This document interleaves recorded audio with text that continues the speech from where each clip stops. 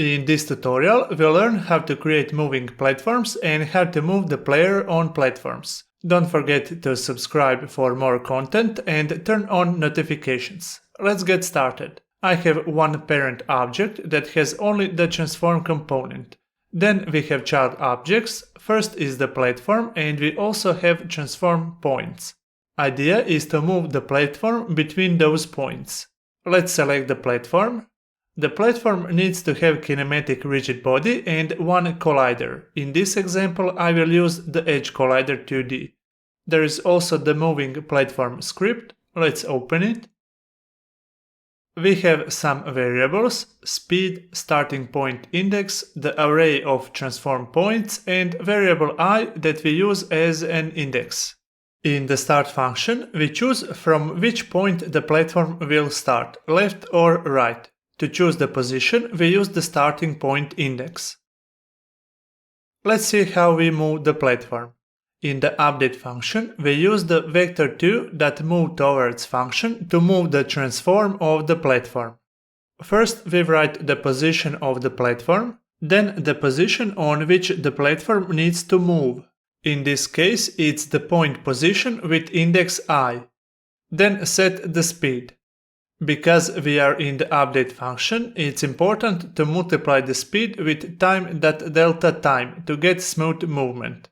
Before we move the platform, we check the distance between the platform and point position. If that distance is a really small number, then increase the index to move to the next point. Of course, after we increase the index, we check if the platform was in the last point position. Then reset the index. Now it's time to set up things in the inspector. Select the platform. Set the speed and starting point. For the array points, use child objects point 0 and point 1. Let's try it.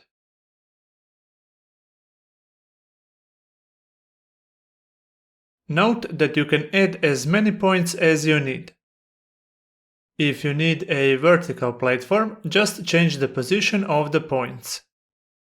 But that's not all. If you try to stand on the platform, the player will not move.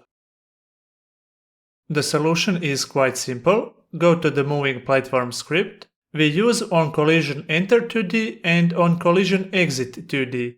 When the player collides with the platform, use the setParent function to set platform as the parent object.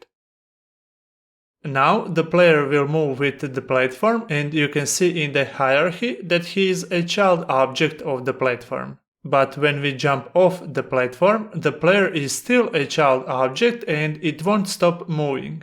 Go back to the script. When the player exits the collision, set parent to null.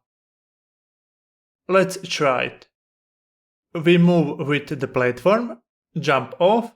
The player is not a child object anymore. Great. That's all for this tutorial. Subscribe for more content and see you next week.